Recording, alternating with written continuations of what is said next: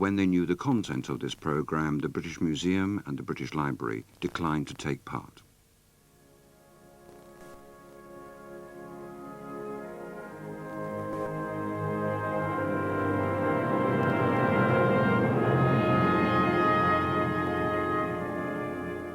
This is the last will and testament of me, George Bernard Shaw, author.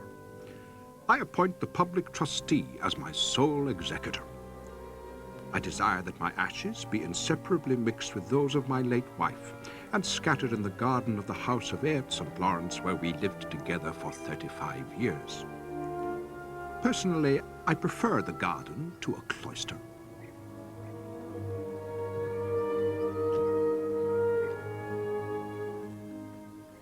There you are. How do you do? In my will, I bequeath the income from my copyrights, performing rights, filming rights, television rights, and all rights then in existence in 1950, or thereafter, to the public trustee. For the first 21 years, such income to be directed to the development of my phonetic British alphabet. And for the next 29 years, such income derived to be divided, 1/3 for the National Gallery of Ireland, 1/3 for the Royal Academy of Dramatic Arts, and 1/3 for the British Museum, in acknowledgement of the incalculable value to me on my daily resorts to the reading room of the British Museum at the beginning of my career. Well now, I wonder how well my beneficiaries have been doing in my absence.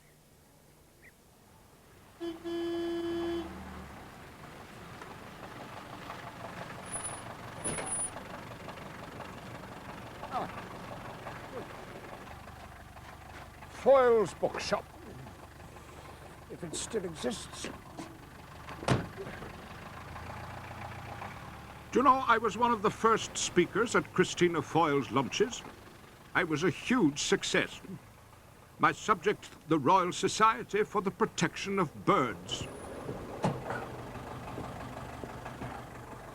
The occasion was marred only by them serving chicken for lunch. Ah. Good. Good. Ah.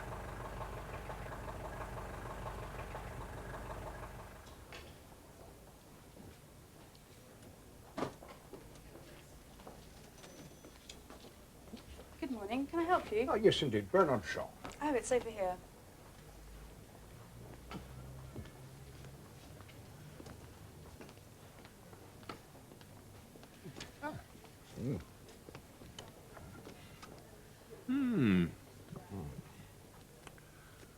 Authorized biography. Authorized by whom? Not by me. I see. Now, this Michael Holroyd, is he still alive?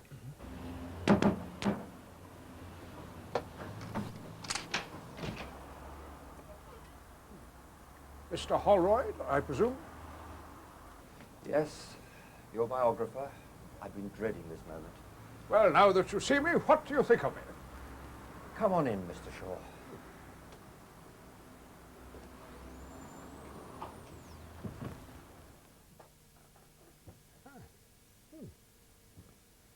Well, now you're getting younger every day. Would you like a drink, Mr. Shaw? I mean cocoa. Ah, no, thank you. I see you've done your research. Yes. Stock taking. Well, now, the matter of my will.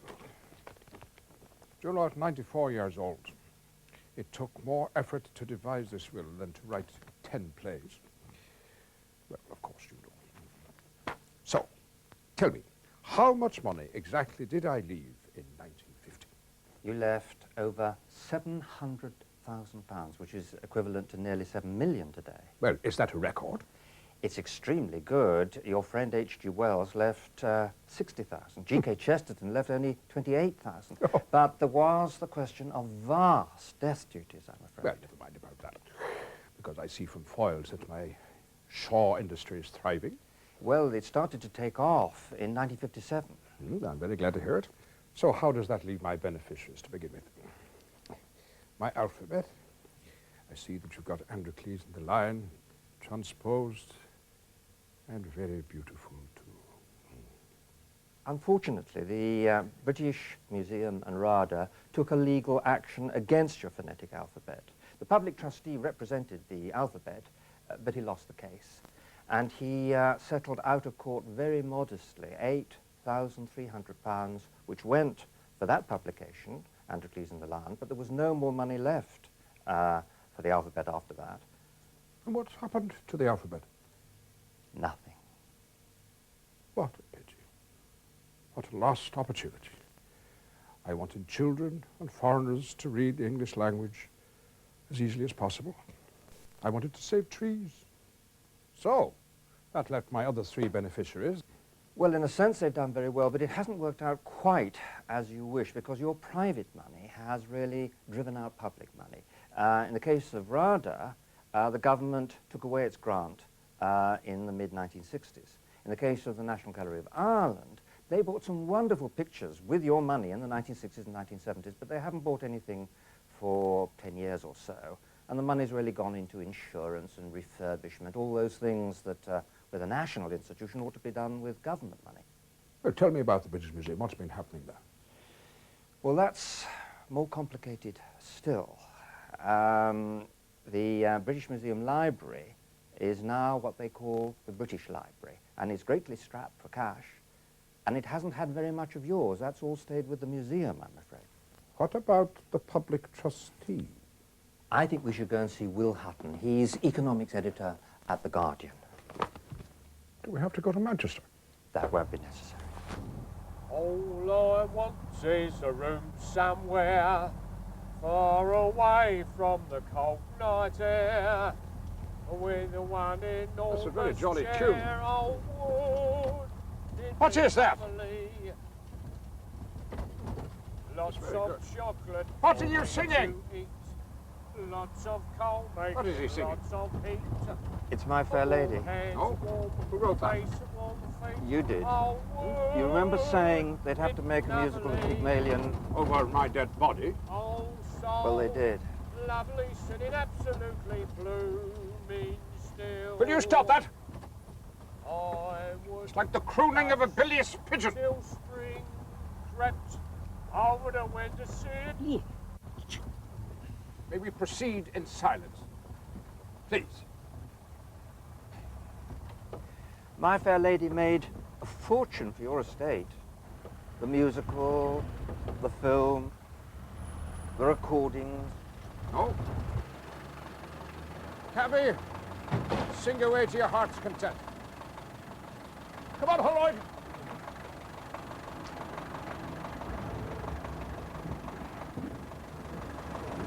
Now, Mr. Houghton, about my will, Holroyd here tells me you are an expert in these matters. What is your assessment that my three beneficiaries have gained from my bequest? Well, Mr. Shaw, if you add up all the money that your three beneficiaries have received over the years since you died, it's just over £9 million. But since you died, there's been inflation. The price level in Britain is 11 or 12 times higher than it was in the early 1950s. If you allow for that, the total amount of money is very nearly £40 million. £40 million, you say, for the three beneficiaries. Now, what has the British Museum done with its share? We don't know exactly what the British Museum and Library done with its share. What we know is that if they'd built up a fund and invested all the income, and the fund had been invested in government securities, there would now be a fund of £20 million available for the library. If they'd invested the money in company shares on the stock market, it would be worth £69 million. Now, we don't think there's a fund anything that size in the possession of the British Museum. We think they've spent some of the money on a fund, they've spent some of the money on the upkeep, not of the library, I'm afraid, but the museum.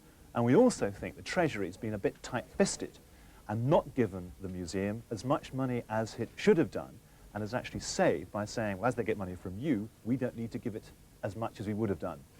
I was always a great supporter of the idea of a public as opposed to a private trustee. Now, do you suppose in this particular case he's done his job well? Had you named not the public trustee, but independent trustees to take your royalties and invest them on your behalf, and then distribute the income from the building up fund to your three beneficiaries, you'd have been much better off. As you sit here today, those funds, in my view, would be worth 300 or 400 million pounds, and there would be a sure trust, a real power in Britain, distributing money to the British Museum and the Library of a fantastic scale. Do you suppose that I am to blame because of the wording of my will?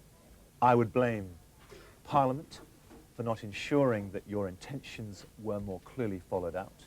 I would blame the Public Trustee Office for being minimalist in the way they interpreted your will.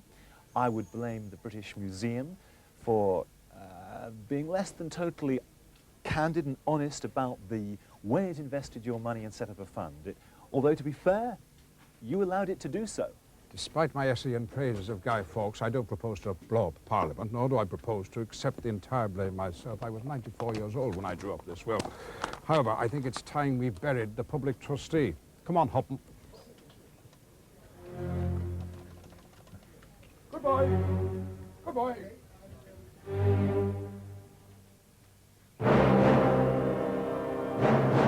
So you see, I campaigned for the creation of the office of the public trustee. I hope that any funds left to this public trustee to administer would never be embezzled or misdirected. What a pity.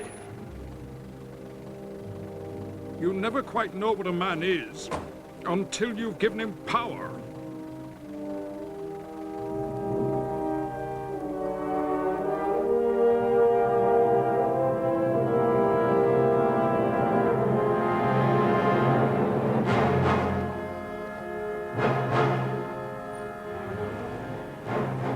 Public trustee, neither public nor trustworthy. House of Parliament. Who is it we're going to see there? We're going to see Mark Fisher. He's been opposition spokesman for the arts, and a good Fabian too. How do you do? Well, now, what has Parliament done to ensure that the terms of my will were fulfilled? I'm ashamed to say that Parliament has done practically nothing. In the late 1950s, when the income to your estate was growing from My Fair Lady royalties, my former colleague, Labour MP John Parker, forced a debate and an answer from the then Ministry of Education, who was responsible for libraries, Sarah Wood Boyle, and he gave an assurance to the House and the public at the time that the trustees would set up a capital fund, and that would be used primarily to benefit the reading room and the library activities of the British Museum. But that assurance has not been fulfilled, and when I tried to take up the story about 25 years later, the then Minister for the Arts with the responsibility of the libraries backed away from it entirely and said nothing to do with him, nothing to do with the government, it was all to do with the British Museum, and washed their hands of the assurance that their predecessors had made. And I think that indicates that Parliament has done less than nothing and has been very negligent in protecting what you wanted to have done. So what do you think the British Museum has done with my money? Well, we know that the British Museum is spending the income, but it's certainly not spending it on the library, and it is not handing it over to the British Library. And in answer to the questions that I've tried to put both to the government minister responsible and then more directly to successive directors of the British Museum, it doesn't seem that the money is being spent on the sort of things that you wanted at all. Mm.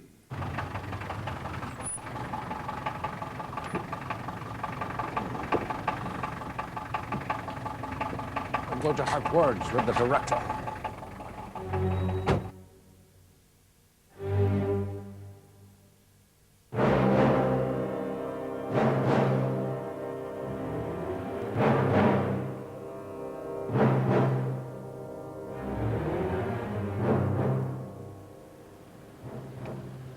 Well, they frisked me.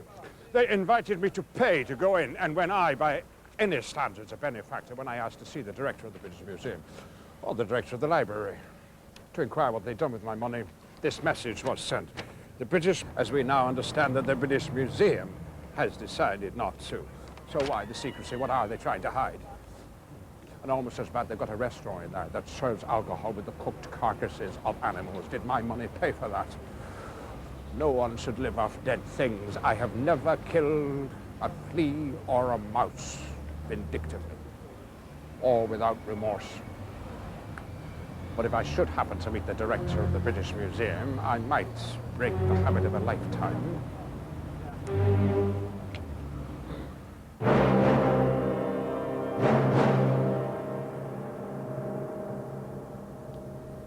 When I was a young writer, penniless and an outsider, the British Museum let me into the reading room. Out of the millions of books there are in the world, very few make any permanent mark on the minds of those who read them, but some in there dented my mind permanently. That reading room was my university. There I fed my mind. And there I warmed my body when I could afford no other food nor warmth. Is it so difficult to understand, so reprehensible that I should, at the end of my life, wish to give something back? And here I am, an outsider again. Not that I go unacknowledged.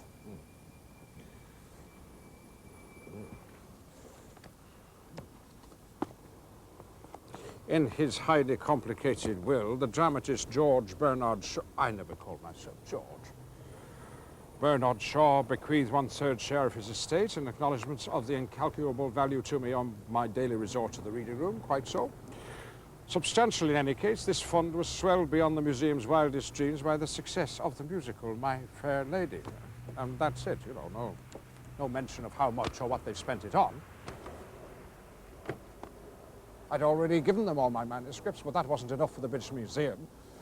Having helped to kill off the phonetic alphabet, they got their hands on the Shaw Fund worth, well, at least £13 million. Not the British Museum Fund, it's the Shaw Fund. I'd have thought 13 million could have bought a few books, wouldn't it? The odd interesting manuscript. They did buy your letters to Ellen Terry. It cost them £75,000, and that's by far the biggest sum ever given by the museum to the library from your fund. So now your letters and hers are together in the library.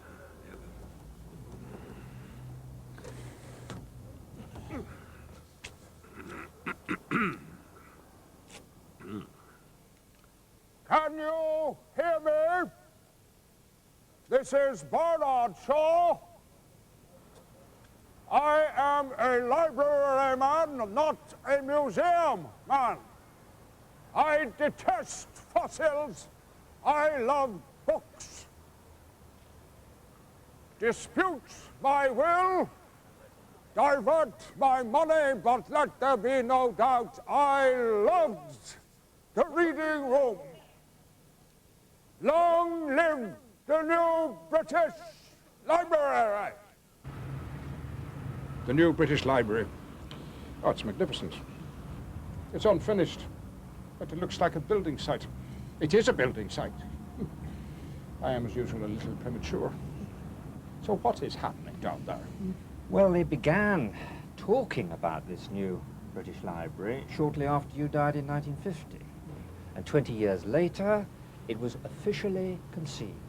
And the British Museum Library became part of this new body. 20 years later still, here we are. It's been a dreadful story of difficulties and delays. At one moment, all the library shelves collapsed. Something will be opened here before the end of the century, but it won't be what was originally intended or what we all hoped for. And that's because there isn't enough money to finish it properly. Well, Will Hutton of The Guardian said if the public trustee had invested my bequest commercially 40 years ago, it would be worth, what, 400 million? Wouldn't that be enough money?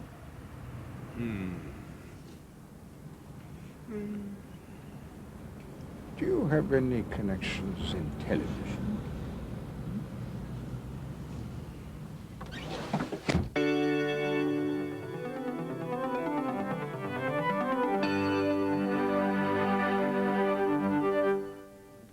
Your Majesty, my lords, ladies and gentlemen, good evening. I have a reputation for pugilism, but in truth my speciality is being right when other people are wrong. I want to talk to you tonight about my will, of which you may have heard, and about the new British Library. First, in the pursuit of how my money has been spent, I find only inferred vague benefits and secrecy lying like dust. What possible encouragement is that to my fellow philanthropists who might be moved to leave their money to great public institutions? Incidentally, I strongly recommend you all to write your wills before you're 90 years old. Now, the way the National Gallery, the British Museum, or this new British Library begins is always with a small group of people who understand the national importance, the cultural importance of these institutions. They make a beginning, and after a time, the beginning they make becomes an institution. And then the government comes along, or rather the government does not come along, but the created institution stands in the way of the government, and the government which never wanted it says, here is something for some reason or other which we've got, and we've got to keep it going. And we, that is you, have got to carry this new British Library to the point at which the government will be up against it, face up to its responsibilities and cough up. Because I suspect that those rogues at the Treasury, knowing I left some money, have as a result shortchanged those institutions I wanted to help. Now, we're not going to let the Treasury get away with that, are we?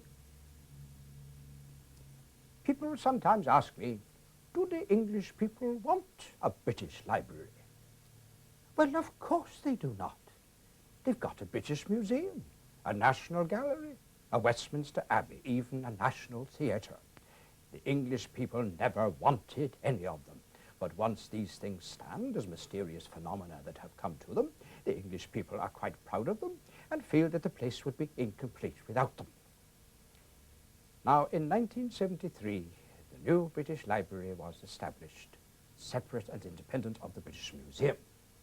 However, the British Museum has hung on to the money I left to the reading room because I didn't name the new British Library in my will. Well, now I know I'm a prophet, but when I died in 1950, the British Library didn't exist. So how could I name it in my will? It seems to me, and I'm sure you'd agree, that as the reading room at the British Museum is now part of the new British Library, it is the British Library that should administer all the Shaw Fund. It's what I wanted in the first place, but now, after all, it's your money now. Well, now, I think I've said as much as a man of my age ought to be allowed to say. So, books, not fossils. Good night.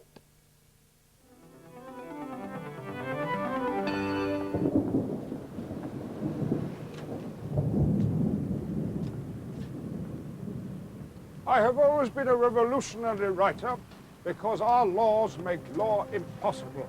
Our wisdom is administered by inexperienced and malexperienced dupes, and our power wielded by cowards, weaklings. And our honor is false in all its points. I am an enemy of the existing order for good reasons.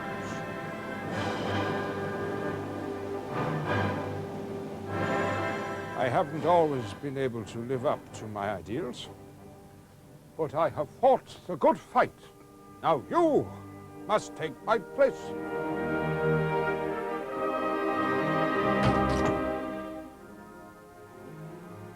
Would I write that will again? Not bloody likely.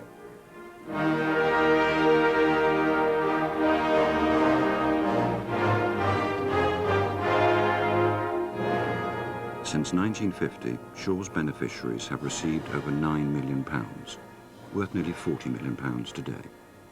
If the public trustee had invested all Shaw's royalties commercially, they would now be worth approximately £400 million. The British Museum is reported to have given the British Library £480,000. By the year 2000, when Shaw's royalties end, his beneficiaries will probably have received an additional £3,400,000. How much will the British Museum give the British Library. Next week, Without Walls visits Provence, where the lonely landscapes that inspired Cézanne and Van Gogh have become considerably less lonely since Peter Mayle's televised bestseller A Year in Provence.